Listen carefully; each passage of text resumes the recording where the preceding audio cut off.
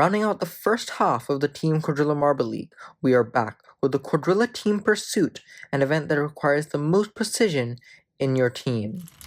As we see the Sludge Bowl test marbles showing us how it's done, it's the third marbles time that gets counted in your team, but that time will be added on to a separation time, which is the difference between the first and fourth marbles time. There will be consequences if you don't all your marbles finishing the course. After the 7th event, the Poison Ivy have retaken the championship lead over the home team, the Slime Balls. Then it's the Shadow Riders and Efficient Eggs. Team Atlantic jumping up 8 spots after their gold in block pushing. But the first team to start us off in the Quadrilla Team Pursuit, the Sinister Sprinters, 16th place in the championship. They've gotten no higher than 7th in any event. The Sinister Sprinters, of course, won the Quadrilla Team Pursuit 1 season ago, but that was in the B division. We'll have to see what they can do 1 division higher. Some separation from the first 2 and last 2 marbles. Now it's separation from the first and last 3 marbles, but they're clawing it back a little. This is looking a bit better now.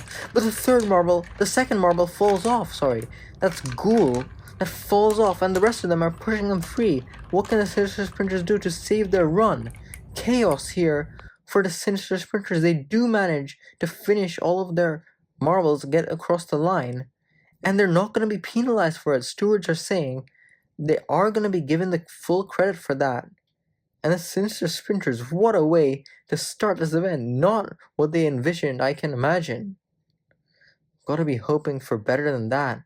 Almost disaster struck for them as we see the Olive Orbs try to have a bit of a cleaner run in the second round. 15th in the championship with 1 goal, but it's been dire other than that. A lot of separation from the first 2 and last 2 marbles. Remember, that's pretty much just as important as your third marble speed. You want to be as close packed as possible, and the first 3 are very close now, and the last marble is catching up. All of them keeping it clean, but 2 of them are not going to finish.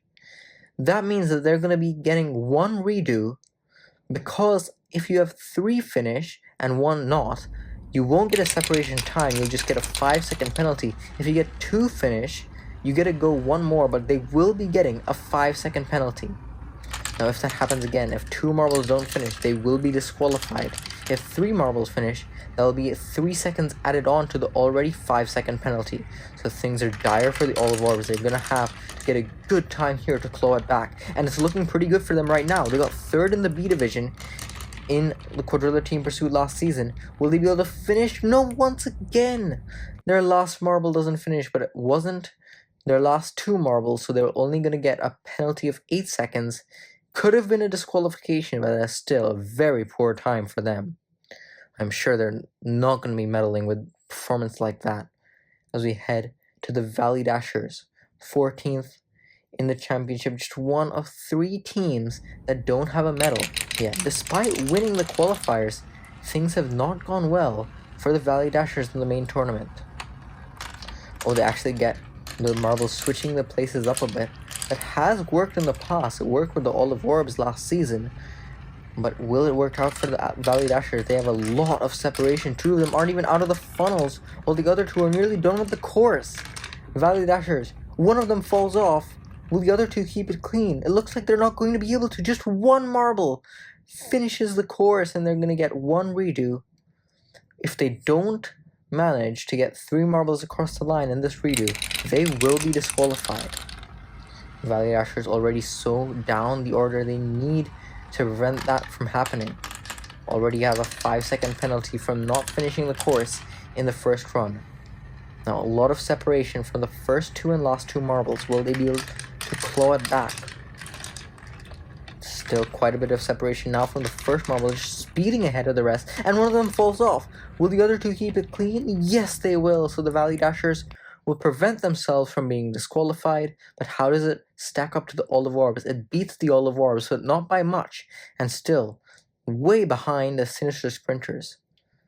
And none of the teams thus far have really had a clean run. Can the Floundering Fish be the first team to get a proper clean run without any falling off the course or anything like that, or penalty seconds?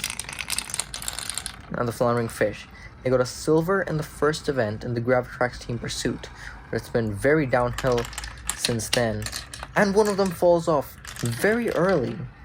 Usually it gets harder in the later part of the course. That's where most of the DNFs happen. The floundering fish lost one very early, and they're gonna have to claw it back from here. And their captain is just stretching it in front of the rest.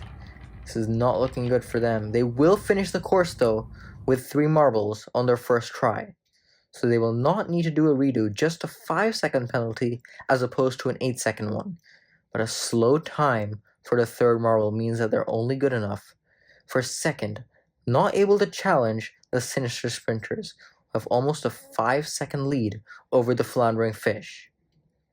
Now, can the golden cheeses, after the first 4 runs, pretty dismal for pretty much the bottom 3, only the sinister sprinters have a decent run. The golden cheeses got a medal in this last season. They got bronze. And we saw there was a big difference in performances from the A division and B division last season. So can the golden cheeses use their experience to their favor? It's the first 3 marbles, stretching it in front of Parmesan, the trailing marble. Can they claw it back a little? Once again, more hesitation from Parmesan. They're gonna need to pick it up. And 2 of them finish. Emmontala stuck, and only 2 of them will finish. So the golden cheeses will need to do a redo. That's gonna be a 5-second penalty at the very least. Now, disqualification may be looming ahead of them. We'll have to see. Can they finish the course with 3 marbles? They need to finish the course with 3 marbles, or else they will be disqualified.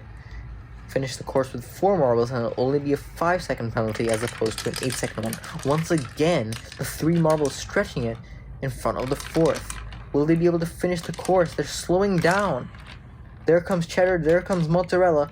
Once again, they get stuck in the same place, and they're not gonna finish with 3 marbles. That means the golden cheeses will not set a time, and they will be disqualified after getting bronze in this event last season. What a fall from grace for them. Already down in the order, 12th in the championship.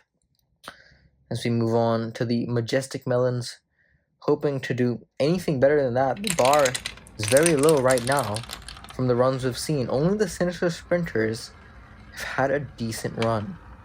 Majestic Melons, by the way, have subbed in Watermelon, their reserve, instead of Muskmelon. We'll see how that works out. We've already seen some switching of the places, but look at them, all of them very close together.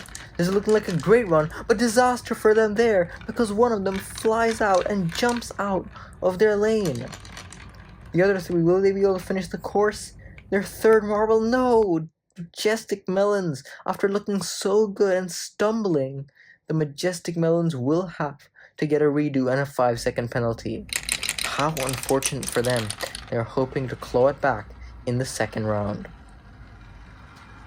Majestic Melons, once again, we're seeing they are not having a problem with separation at all. In fact, they might be even too close together, which could be what caused them to get out of sorts, screw up their run last in the first run. But now 3 of them coming together again. Will they be able to finish the course once again? 3 of them are across the line, the 4th will not, so that will be an 8-second penalty, 3 seconds added on to the 5 seconds from having to take 2 rounds. So the Majestic Melons go in 3rd place right now, behind the Floundering Fish and the Sinister Sprinters. A lot of room for improvement from them. It was looking so good, but then they just couldn't keep it clean as we head to the Yellow Lotus. Yellow Lotus got last place in the last event. Their first really poor result. Before that, it was nothing lower than 9th for the Yellow Lotus. Also one of 3 teams that hasn't gotten a medal, but they're looking good. Their speed is maintained through the funnels, and some contact there from the marbles, but they're still keeping clean. Sunflower is going to finish the course, so their separation is not very good. But once again, after the first round of the Sinister Sprinters, the Yellow Lotus are finally another team that can get all of their marbles across the line successfully. So it'll be 0 seconds for them for the penalty, and they go into 1st place. Not a great separation, but a very good time for them. Puts them in a very good position to get a medal here, their first of the season perhaps. So we round out the first half of runs with the Bauble Squad. Bauble Squad have a gold in balancing and a bronze at the hands of their captain in the obstacle race. But aside from that, it's been fairly mid-pack for them. Had some inconsistent performances, but are looking decent in this event. All of them maintaining good speed, not too close together, but oh, they're slowing down now, and one of them won't finish. That is Tinzel, the marble that just got promoted from the reserve. They're not going to finish, and that's going to be disappointing for them. They were looking like they were going to get a 0 seconds for the penalty. They will slot into third with 32.63. So Yellow Lotus, by 600ths of a second ahead of the Sinister Sprinters, are in the lead. The Sinister Sprinters, they screwed up in their run with their marble falling off, and they were able to claw it back though. So what could they have potentially done if they didn't make that mistake? The Sinister Sprinters, you can see, they are good in this event. Now it's time for the Blue Lotus. Speaking of teams performed well in this event, they got a silver in this event in the A division last season and are looking very good here. Look at their separation. It is almost perfection. Not separated at all. Look at them coming together in single file. All of them, nothing between them. And they're going to get a pretty good time as well, but Hydrangea is not able to finish. They had some collisions, and it was one collision too many, and that is going to be a penalty for the Blue Lotus. After looking so good up until the very end, the Blue Lotus will not settle for anything higher than third. That is disappointing for them. They were looking so strong. But now we go to the Green Lotus. Their captain Plant is not actually in this event, so they're being led by Clover, who is in the second position. But it is Lilypad at the helm on the front position. They've made that lineup change. And is it going to work out for them? They're looking fairly good in terms of speed. Separation can do it a bit of work, but it is working out for them now. They're coming closer together, and will this be a good performance from the Green Lotus? Will they all finish the course? It's looking like, oh, just barely. Just barely, they will not. And their final marble cactus it was, will not be able to finish the course, and they will get a 5-second penalty just like the Blue Lotus.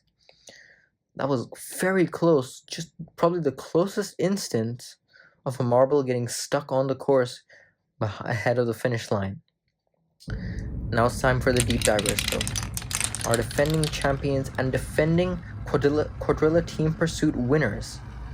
The record 25.9 seconds this team has from last season. It's not looking fairly great for them. It is for speed, for sure. But separation can do with some work. Separation from the first two and last two marbles. They are clawing it back though. And the deep divers, this is going to be a good run for them.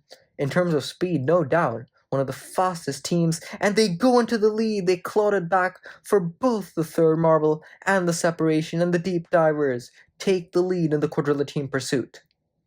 5 teams left. To dethrone them, will Team Atlantic be able to do it? Team Atlantic still being led by their vice captain Sea Turtle Dolphin, getting word that things won't be getting well for them until a while later, and that's going to be unfortunate for them. Can Team Atlantic capitalize and do well here with that in mind? They're looking fairly good in terms of speed as well, just like the deep divers. Could they be on to beat them? Oh, Orca gets stuck and stumbles, and their third marble also is not going to finish. So Team Atlantic, after looking strong once again, fall apart in just a matter of seconds, and they're going to get a redo and a 5-second penalty. So that pretty much ruins all their chances of dethroning the deep divers. Now how can they do to save their run? Potentially get in the top half at least. Already seeing a lot of separation from the first 3 marbles and their reserve in the back. Can Team Atlantic claw it back? One of their marbles falls off. That's their vice captain, I think it is. Sea Turtle is off the course. Will the other 3 be able to finish? No, they will not. Orca once again does not finish. And Team Atlantic, that is the second disqualification of the day. How unfortunate for them after winning gold in the last event. They did have faster time on average than the Golden Teasers, so they are ahead of them. But that's all they can brag about. But after 12 runners, it is the deep divers, guaranteed a top 5 finish. Will anybody be able to beat them, or will we be seeing a repeat gold medalist in the Quadrilla Team Pursuit? The efficient eggs up now as we get into the final 4 teams. These 4 teams have been the main contenders for the championship since about the beginning of the season. The efficient eggs. Once again, a lot of separation from the first 3 marbles and the 4th. Something we saw a lot more last season actually. But the efficient eggs separation is not getting better at all. A lot of separation from the first marble, and it's a bit of a gap to the second and third. And then a huge gap back to Fry in the back. They're going to finish. All of them will finish. So it's going to be not too bad for the efficient eggs. No penalty seconds, but 3.6 for separation. And a very good third marbles time, though. That puts them into 4th place. The efficient eggs with a better separation time certainly would have been in the medals, but that cost them in this event. So much about control as it is about speed in the Quadrilla Team Pursuit. So we head to the Shadow Riders, the top 3 teams. Shadow Riders had a very strong first 3 events, but then it's been a bit downhill. Hasn't gone completely into shambles, but the Shadow Riders have let off the gas, and that's allowed the top 2 teams to stretch the gap to them. And Silhouette has a big gap back to the other 3 marbles. Separation not very good for a team that's usually known for their good teamwork. And they're going to have a bump from the 3rd and 4th marble, and Gloom will not finish the course. That's going to be a 5-second penalty. The Shadow Riders only an 8th for them. Now the Slime Balls, the home team. They've also got a change in lineup just like the Green Lotus. Slippery at the front, then it's their captain Slimy. And Viscous replacing Muddy in the 3rd position. And it's Uzi in the back. But what can the home team do after not performing well in this event last season? Already a lot of switching positions are they, but the Slime Ball, that's looking like it's going to work out fairly decently for them. Separation from the first 3 marbles and the last is quite big, but their speed is not very good. Oh, they can have their 3rd marble stop, and their 4th marble is going to get them dislodged. This could have been much more clean for the Slime Balls. Will they all finish? Yes, they will. So the Slime Balls will get no penalty seconds and a fairly fast time despite not the cleanest run. So they overtake the efficient eggs for 4th place. And they just barely going to miss the medal. Now what can the Poison Ivy do? The Slime Balls, if they stay in 4th, that's 12 points, and the gap between the Poison Ivy and the Slime Balls is 12 points. So the Poison Ivy, even if they get lost, they will still be tied with the Slime Balls at the top of the standings. No bottom half finish yet for the Poison Ivy in this league. Will this be the first? Lot of separation from the first 2 and last 2 marbles. Can they bring it back?